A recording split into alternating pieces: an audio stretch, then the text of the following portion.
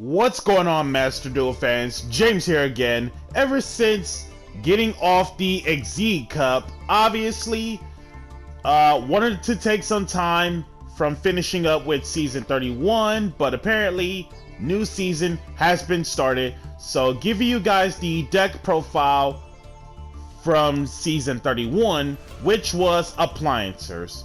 So, I find this deck to be a lot more complex yet simplistic controls of the co-linking, linked effects, and non-linked effects, and many more to some degree when it comes to Appliancers. I find this deck to be like one of the most crucial archetypes, as if people do not know how to play around it. So with that being said, jumping onto the deck profile in terms of Appliancers. 3 Socket Troll, 3 Breaker Bunkle, 3 Copy Bockles. All 3 are mandatory because it's literally the only monsters we have when it comes to Appliancer names, for one. So Socket Troll, if you control an Appliancer monster, doesn't matter which one, self-included, free special from hand. And then if another Socket Troll is special, while you control this monster outside of the damage step, this lets you special out another Socket Troll from your deck. So generally the idea with Socket Troll is, if you open up at least 2 of them, one gets normal summoned, and then the second copy from your hand gets special, just so that the first copy lets you special out the third copy from your deck. Otherwise, in this particular scenario is where if you have Socket Troll and Copy Bockle in your hand, you go normal summon the Socket Troll, and then Copy Bockle's effect is target one Appliancer monster you control, special this card, and if you do, this card's name becomes that until the end phase. So the idea is Socket Troll on the field, Copy Bockle in your hand, copy off the name of Socket Troll, just so that Socket Troll will summon out the second copy from your deck, so that way you don't have to worry about wasting the third if/when necessary doing so. And then its other effect is, during your main phase, except the turn that this card was in the graveyard, so Breakthrough Skill Clause, banish this, target one Appliancer monster you control, special summon one monster with the same name from your hand or graveyard. And once again, in this same scenario, minus the Breakthrough Skill Clause part, let's say you have Socket Troll on your side of the field, 1 Socket Troll on the field, 1 Socket Troll in your hand or graveyard, the second copy. What you do is, while this copy is on the field, you banish the Copy Bockle, target the first copy of Socket Troll, special the second copy from your hand or graveyard, making the first copy, triggering its effect to special out the third copy from your deck, which is absolutely insane. And then 3 Breaker Bunkles, of course. Both of those effects are not once a turn, which is, during damage calc, if an Appliancer monster you control battles an opponent's monster, as a quick effect, you can discard this for that battle. That monster you control cannot be killed. Also, no battle damage involved. So built-in Amazoness Fighter in terms of the no battle damage part. And then if an Appliancer monster is more than one you control will be destroyed by a card effect, copies included, you can banish this from your field or grave instead. So built-in saving grace, which is amazing. And side note about the Appliancer normal/rares, I'm going to work on the foiling for one. Anywho, for the monster hand traps, 2 Droll, 1 Ghost Ogre, 1 Ash Blossom, 1 Ghost Bell, and then the only real trap of a hand trap, 3 Imperm Basic. For the spell lineup, in terms of Appliancer names. First, to Appliancer Electro-Lyrical World. So what this card does is, upon activation, this lets you get any Appliancer card that isn't the field spell. So basically, it searches the whole archetype except itself. And then, once per turn, soft once per turn, if you link summon an Appliancer Link monster, more than one, you can add one Appliancer monster from your graveyard to your hand.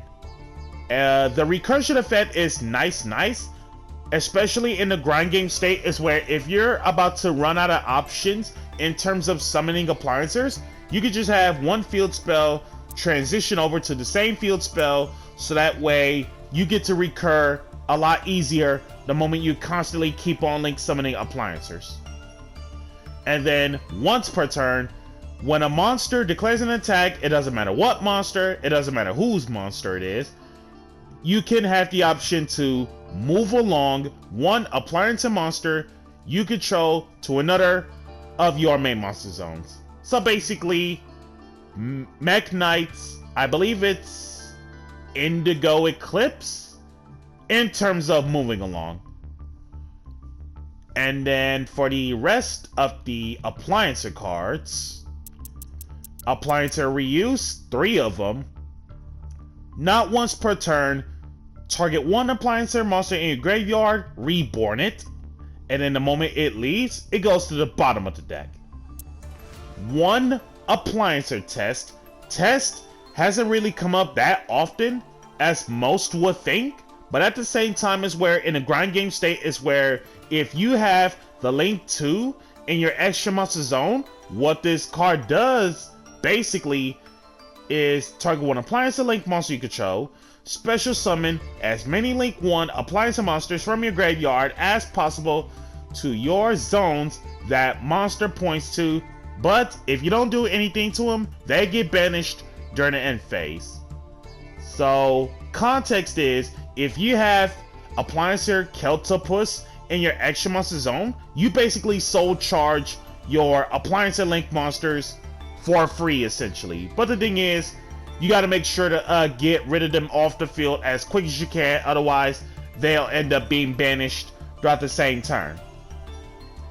And then you also got the one Appliancer Conversion, of course. So when it comes to Appliancer Conversion, banish as many Appliancer Link monsters from your main monster zone as possible, then special summon your banished Appliancer Link monsters up to the number banished by this effect. It could be the same ones, different names. It's like one of those tag in, tag out moments. And conversion is meant for your finishing blows, or like the lethal strategies to some degree, or in some cases, like if you have the quick maths in terms of calculations with the conversion, it's like, can I kill my opponent this turn? Can I kill my opponent next turn? In the game, by the way. And then the context is, if for some reason you don't find ways to defeat your opponent within that same turn or from conversion, then you can just pretty much back yourself up with the one limiter removal doing so. And then the rest of the effects for conversion is that during your main phase, if this card is in your graveyard, except the turn that it was sent there, so breakthrough skill clause, banish one other Appliancer spell trap from your graveyard, add this back to your hand. And then, speaking of limiter removal, as mentioned, the whole entire archetype of Appliancers are machines, self-explanatory on the doubling up the attack. And then the honorary spells. 3, Machine Duplication. If this card ends up resolving, I just straight up win the game. If you know, you know. In terms of targets, Socket Troll, Breaker Bunkle, Copy Buckle, all less than 500 attack, basic. And then 1-for-1, your Appliancer monsters being level 1. And despite the fact that Droll is a level 1, this is where realistically you literally do not want Joel to be special like that. Unless for some weird janky shenanigans to some degree. But 1-for-1, basic. 3 Where Art Thou's, basic. If you control a level 1, essentially it is these 4 monsters, being the 3 Appliancers and Droll Bird. This lets you add 1 level 1 monster from your deck to your hand, not once a turn on the search by the way, and if for some reason you do not normal summon the added monster all this time, you'll end up taking 2,000 damage. The more Where Art Thou's activated, the more damage you'll take if for some reason you never committed your normal summon. And on top of that, it also includes a card with the same name after activating as well. 1 copy of Triple Tactics Talent. Most of the times, it's always take a look at your hand so that way I get to know what you're up to in terms of combo decks to some degree. But otherwise, talents put in a lot of work. So there was a game in which it's like, I happen to talents take a look at the hand, and it's like, now that their hand is being ripped in terms of hand traps or board breakers, you could just pretty much play on your turn for free, essentially. And then Book of Moon, 2 Forbidden Chalice, Cosmic Cyclone, Call by the Grave, Blizzard. And that's pretty much the main deck. Extra deck, 2 Celtopus, aka Celtic Octopus, 2 Vacuum Elephants, aka Vacuelephants, and 2 Laundry Dragon, not to be confused with Laundry Dragon Maid, but 2 Laundry Dragons. So, Celtic Octopus. This linked card cannot be targeted by your opponent's card effects or their monster's attacks. So basically, as long as I have literally any Link 1 Appliancer being either pointed at or linked to, Celtopus cannot be targeted in any way.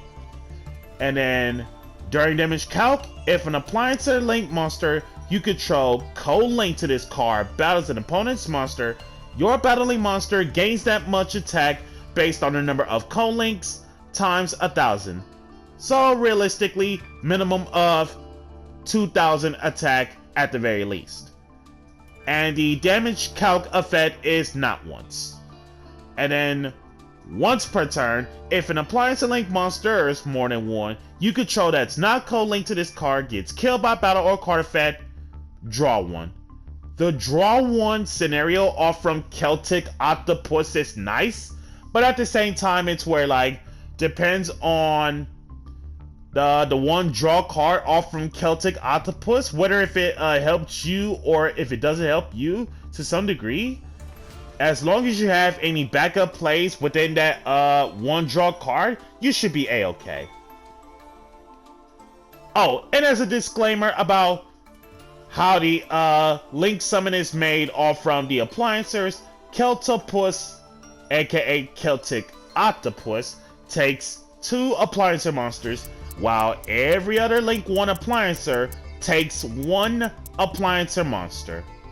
And Celtic Octopus, random fun fact, is the only Appliancer Link monster who doesn't have the exact same restrictions as the Link ones.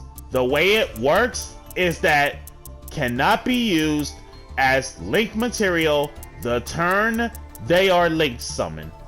So as I will spread out the rest of the Link ones, aside from the 2 Vacuum Elephants and 2 Laundry Dragons, 3 Hair Dryer Drakes, 3 Kappa, aka the weight scales, and 3 Propeller Lions, aka Prop Lion. Kappa scale. To get around that restriction in terms of can't be used as linked material, whether if it's co-linked or not, Kappa scale ends up being attributed to Reborn something. If it's not co-linked, Reborn any Appliancer that is level 4 or lower. Basically, any of these 3 from the main deck. In terms of Socket Troll, Breaker Bunkle, or Copy Buckle.